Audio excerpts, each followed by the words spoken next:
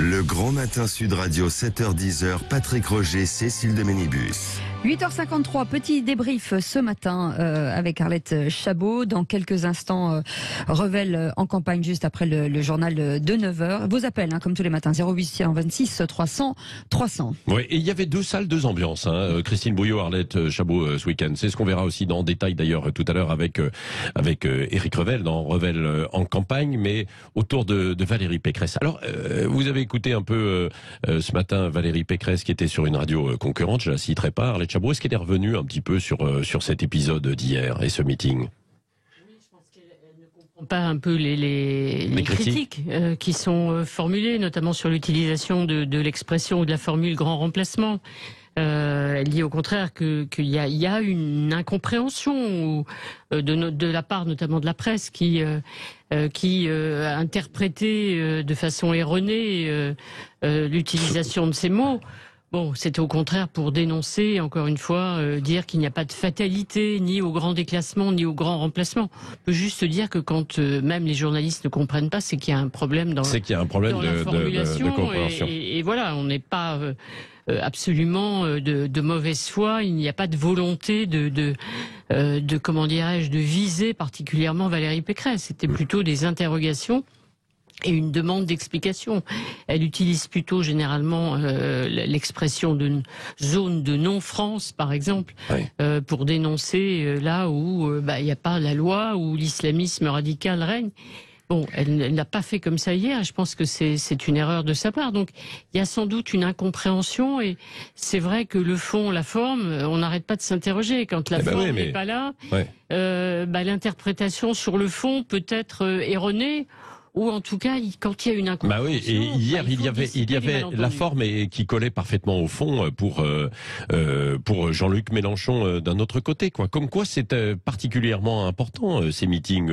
On avait tendance à dire que, bon, oui, aujourd'hui, les meetings comptaient beaucoup moins. Bah, ça donne une dynamique ou pas, Christine Bouillot? Après, la campagne se joue aussi sur les réseaux sociaux. Donc, est-ce qu'un meeting fait une campagne et relance définitivement? Ça, je ne sais pas, puisqu'on verra dans les sondages si Valérie Pécresse est pénalisée.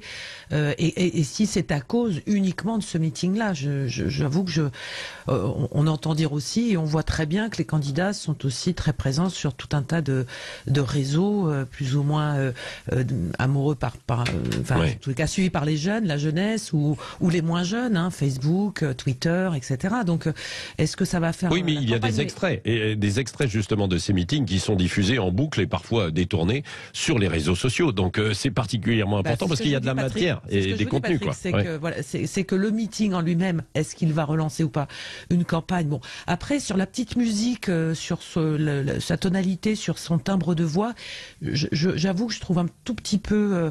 le timbre de voix d'un candidat, peut-être que quand Emmanuel Macron partait dans les aigus, ça l'a pas empêché d'être élu. Enfin, je veux dire, je suis pas sûre que ce soit sur une tonalité comme ça. Après, sur le fond, ce que disait Arlette, effectivement, sur le discours, certains s'étonnent, mais c'est quand même un texte de discours de meeting qui est lu, revu et corrigé par des dizaines de personnes. Donc, c'est vrai que Valérie Pécresse, elle a ce double défi d'aller chercher un bout de l'électorat qui est parti chez Zemmour et un bout de l'électorat qui est parti chez Emmanuel Macron. Donc, c'est compliqué, c'est un grand écart qui est compliqué dans son discours et dans cette ligne de l'entre-deux qui, pour aujourd'hui, fait qu'elle est talonnée, qu'elle est prise en étau entre ces deux candidats, voire trois aujourd'hui, puisqu'il faut rajouter aussi Marine Le Pen. Oui, merci. On y reviendra dans un instant et on ira un petit peu sur le fond, justement, de ces deux meetings qui devaient être marquants, quoi qu'il en soit, hier, avec Éric Revel, dans Revel en campagne. Et puis, tout à l'heure, donc, notre débat, en fait, du jour, notre sujet du jour, la vérité en face, Cécile. Oui, c'est sur la GPA et la PMA. Vous pouvez bien sûr réagir 0826 300 300 que sera notre vie de famille à suivre. En tout cas, on vous attend au standard et puis commenter sur notre compte Twitter. Oui, et c'est ça. Et puis on pourra revenir si vous voulez vous exprimer 0826 300 300. Qu'est-ce que vous retenez vous de ce week-end du convoi de la liberté? Est-ce que vous retenez les violences à Paris, une déception, un succès, voire de l'indifférence? Pour l'instant, vous dites majoritairement sur les réseaux de la violence en fait à Paris, violence des deux côtés. Vous pouvez réagir 0826 300 300. Le Grand Matin Sud Radio, 7h-10h, Patrick Roger, Cécile de Ménibus. 9h04, tout de suite, Revel en campagne. Sud Radio présidentielle 2022. Et c'est avec Eric Revel, bien sûr. Bonjour Eric. Mesdames, Messieurs, bonjour. Bonjour Eric. Alors 2 meetings, 2 salles de ambiance, c'est ce qu'on disait tout à l'heure, Mélenchon-Pécresse, qui ont marqué cette campagne présidentielle. D'abord, la stratégie de Jean-Luc Mélenchon, le rassemblement à gauche avec lui comme vote utile d'une gauche naufragée. Oui, alors il y avait ces 2 meetings. Vous avez peut-être noté qu'il y avait à peu près le même nombre de personnes. On a parlé de 7500, 8000 personnes dans les 2 cas de figure. Bon, on peut dire que l'une c'était à droite toute, l'autre c'était à gauche toute. Bon, là, il n'y a pas de surprise. Et puis les points de comparaison s'arrêtent là parce que les enjeux, évidemment, vous l'avez dit, Patrick, sont très différents selon les candidats.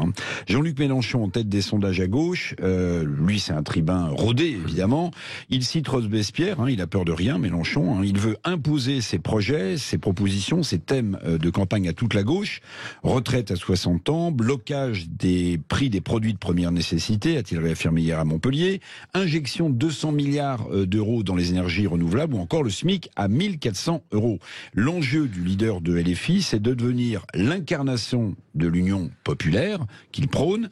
Mélenchon veut montrer et imposer l'idée qu'il est le vote utile à gauche et essayer évidemment de siphonner les voix des autres candidats de gauche avec, à mon sens, une forte limite pour Mélenchon, pour le puncher, pour le boxeur en chef des Insoumis. Mélenchon croit que c'est la force qui fait l'union, donc il y va en force, alors qu'à mon avis, c'est l'union qui fait la force. Ouais. Bon, et la stratégie de Valérie Pécresse, alors pas simple entre son aile droite ciotiste, si je puis dire, et le reste, elle jouait gros quand même aussi en meeting à Paris. Bah oui, Valérie Pécresse n'est pas des plus à l'aise, j'use de l'euphémisme en meeting, alors elle a expliqué que c'était par pudeur ce matin. Le meeting du Zénith à Paris hier n'a pas fait d'elle, évidemment, un tribun, c'est le moins qu'on puisse dire. On l'attendait au tournant. Elle a lancé le concept, d'ailleurs, qui est passé un peu inaperçu, de Nouvelle France, qui me fait penser d'ailleurs au slogan de Chaban-Delmas, la nouvelle société. Vous vous souvenez, la nouvelle société. Alors, emprunter les chemins de Chaban-Delmas, ça manque évidemment pas de sel pour la chiracienne Valérie Pécresse. Mais surtout, Valérie Pécresse s'est lancée dans une sorte de primaire verbale avec Éric Zemmour. C'est la ligne Ciotti qui a triomphé au Zénith de Paris.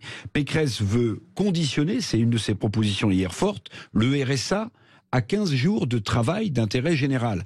Et parmi ces phrases choc qui illustrent, à mon sens, cette primaire verbale avec Zemmour, la sécurité pour vous, l'insécurité pour les voyous, ou Marianne n'est pas une femme voilée.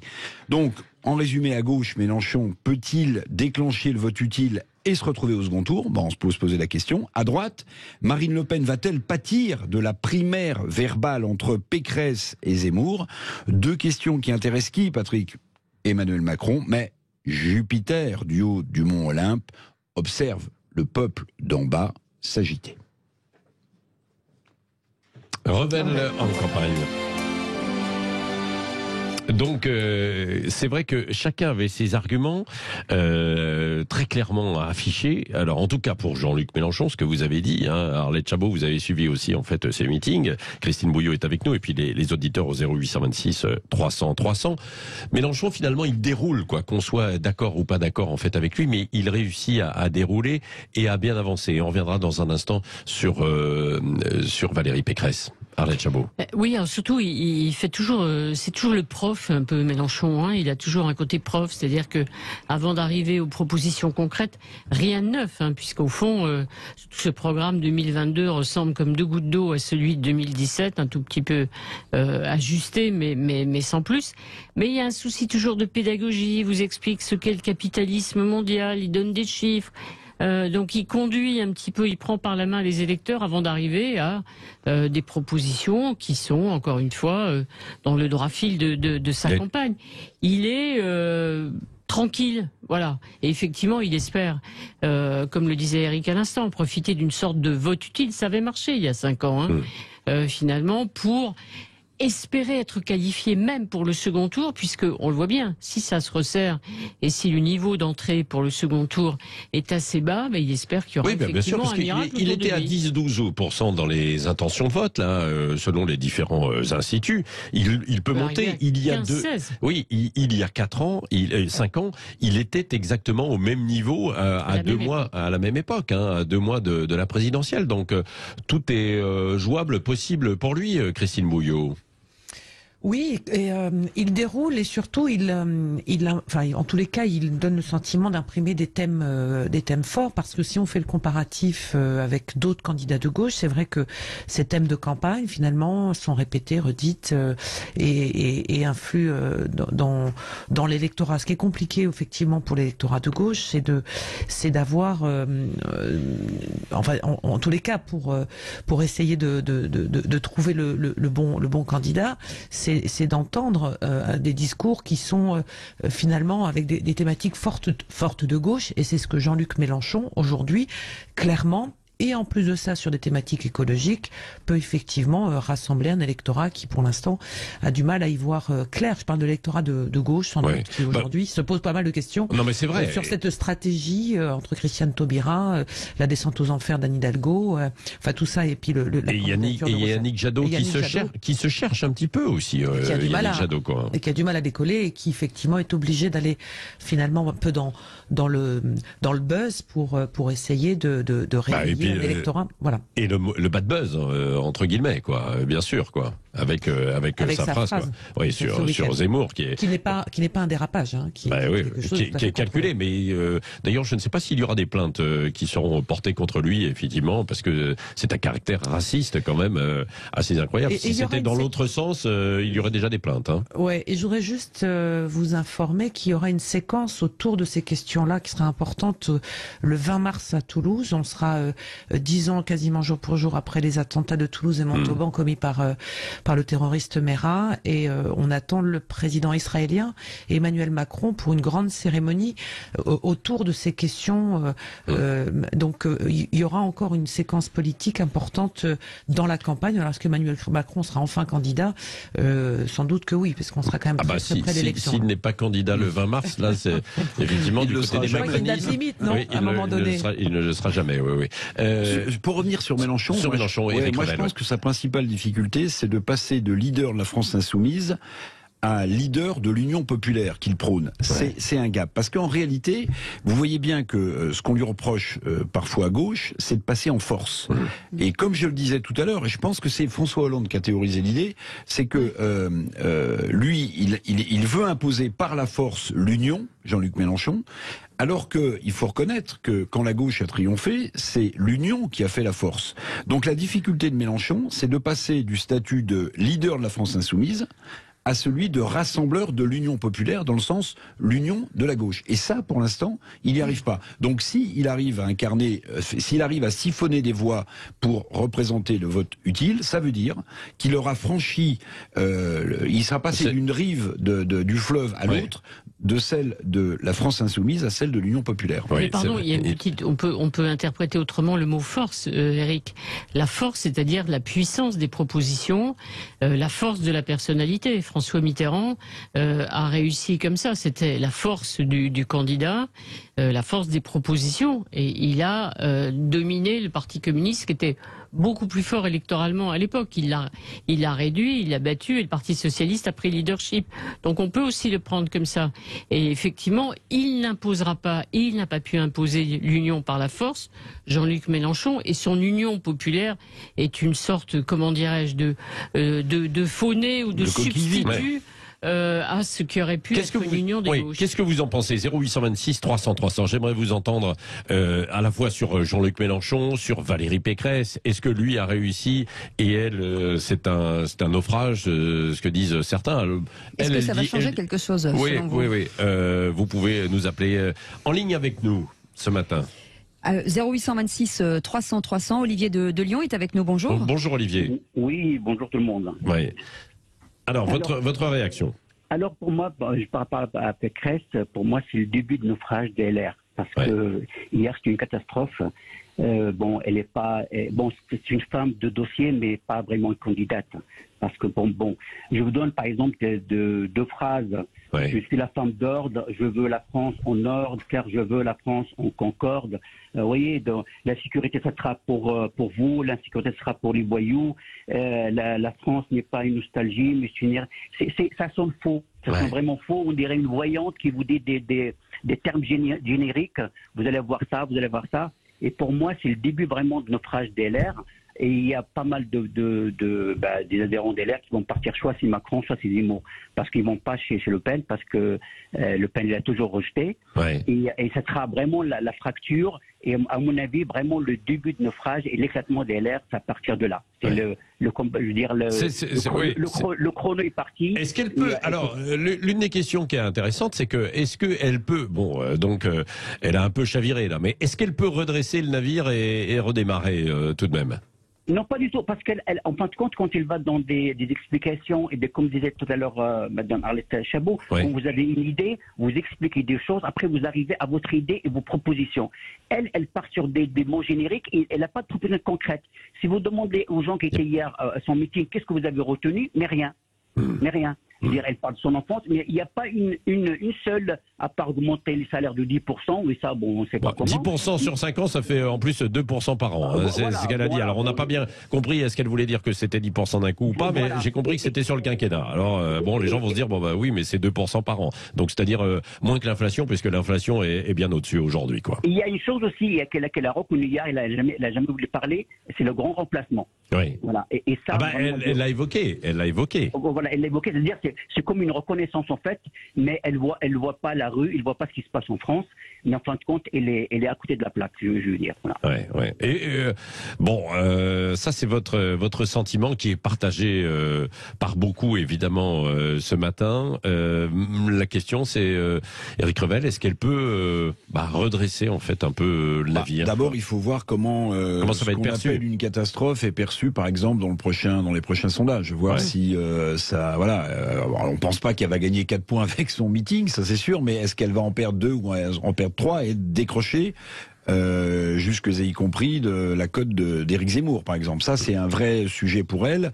Alors, vous avez peut-être vu aussi que certains journalistes ont tendu leur micro à des leaders des Républicains qui étaient présents à ce meeting, et que c'était quand même très très difficile pour Valérie Pécresse qu'on entendait. C'est-à-dire qu'un certain nombre de leaders, sauf Christian Jacob, le patron, évidemment, qui est en service commandé du groupe Les Républicains à l'Assemblée nationale, trouvait qu'elle avait fait un bon meeting, mais il y a quelques langues anonymes qui disaient ce qu'elle pensait, et c'était pas évidemment très favorable à Valérie Pécresse. Maintenant, moi, j'oublie pas non plus une chose, parce qu'on est sans doute objectif, mais très dur avec Valérie Pécresse ce matin. Mais souvenez-vous aussi, même si Valérie Pécresse a une expérience politique plus importante que celle d'Emmanuel Macron, c'est qu'il y a 5 ans, la voix nasillarde, criarde d'Emmanuel Macron faisait un peu rire. Et d'ailleurs, on avait parfois eu le même type de commentaires, c'est-à-dire après son meeting où il avait dit parce que c'est mon projet, etc. Les gens avaient dit non mais ce type. Sauf qu'il savait quand même enthousiasmer et sublimer une salle. Toutes les salles où il est passé, il savait. D'ailleurs, il a été qualifié par certains de télé-évangéliste, plus que de véritable candidat. Là, il y avait un magnétisme que Valérie Pécresse n'a pas développé hier. Je suis d'accord, mais toute la différence. Est-ce que ça se fait encore principalement dans un meeting, une campagne présidentielle? Est-ce que ça se fait pas ailleurs? Tout ça est quand même très confus. Puis encore une fois, tant que Emmanuel Macron, à mon sens, n'est pas rentré en campagne et qu'on ne voit pas non plus quel est son projet, parce que s'il annonce rien et qu'il ne reste pas son bilan, les gens vont se dire mais est-ce que je suis bien sûr de vouloir, pour ceux qui le veulent, voter pour lui, vous voyez? Donc tant qu'il n'est pas rentré en campagne, il faut faire attention à nos commentaires. Allez, dans un instant, on peut continuer de commenter justement. Vous avez la parole. Parlons vrai sur Sud Radio, 0826 300 300. Est-ce que vous avez trouvé que Jean-Luc Mélenchon était bon? Est-ce que vous avez trouvé que Valérie Pécresse a fait une faute, entre guillemets, avec son meeting? Et au profit de qui? Est-ce que c'était Éric Zemmour qui, pendant ce temps-là, lui, samedi, était du côté de Saulieu en Bourgogne, à sillonner en fait la France? Marine Le Pen, est-ce qu'elle va aussi subir un petit choc de nouveau avec ce ralliement de Stéphane Ravier, quand même le seul sénateur RN qui est allé dans le camp d'Éric Zemmour? Vous pouvez commenter ou alors revenir sur ce convoi de la liberté qui était ce week-end à Paris.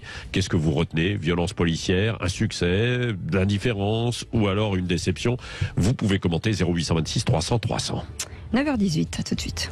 Le Grand Matin Sud Radio, 7h-10h, Patrick Roger, Cécile de Ménibus. Il est 9h22, toujours en direct avec Éric Revel, Arlette Chabot, Christine Bouillot. Vos appels 0826 300 300. On va revenir bien entendu sur ces deux grands meetings ce week-end. Jean-Luc Mélenchon, Valérie Pécresse, avec un appel au 0826. Bon, il y avait un autre meeting. Et c'est celui d'Éric Zemmour. Non, et le convoi de la liberté. Le convoi de la liberté, c'était une forme de meeting. Si vous voulez réagir aussi, bien sûr, vous avez la parole. Alors, qui est avec nous ? Paul est avec nous de Haute-Garonne, qui lui veut réagir sur ces meetings. Bonjour oui, Paul. Bonjour Paul.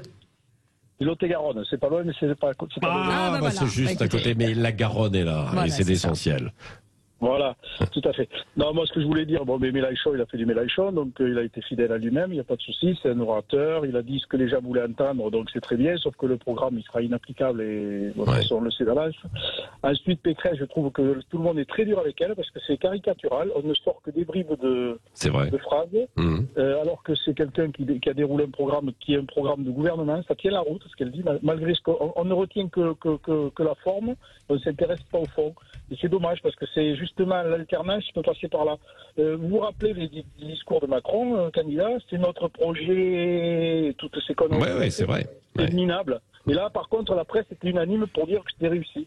Et alors, il y a un problème d'objectivité. Parce que moi, je pense qu'aujourd'hui, la France ne se relèvera pas de 5 ans de plus de Macron, d'aller vers les extrêmes, ça ne relèvera pas. Donc aujourd'hui, je pense qu'il va falloir une concorde nationale et qui se fera autour de la droite républicaine du gouvernement.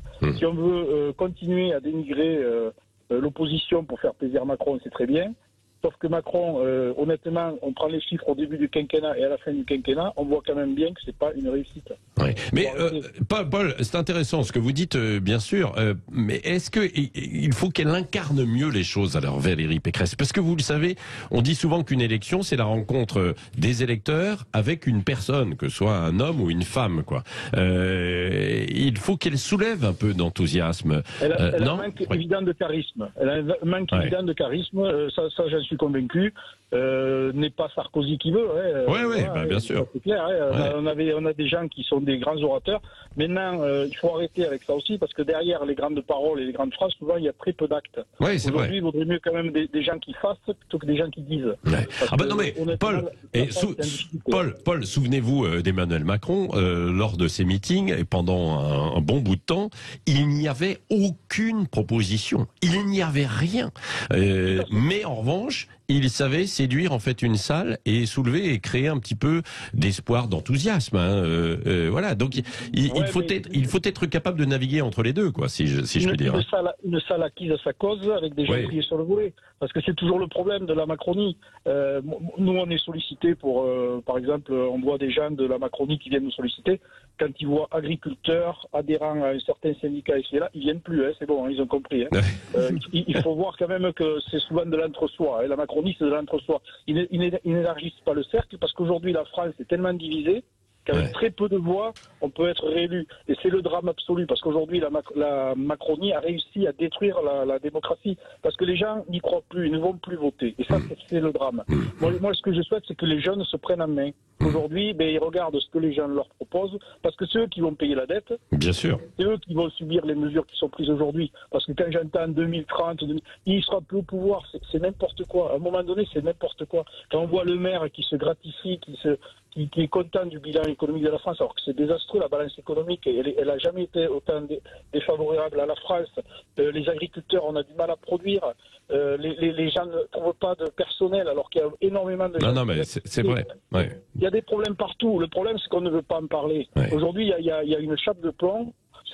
C'est l'occasion à travers la campagne électorale et dans les meetings et également lors des interviews des différents candidats de parler de tous ces sujets, quoi, de les mettre en évidence, quoi. Hier, Valérie Pécresse, peut-être comme Jean-Luc Mélenchon l'a fait, lui, il a parlé. Alors on y croit, on n'y croit pas, on adhère pas, mais il l'a fait avec une forme d'authenticité, quoi, bien sûr.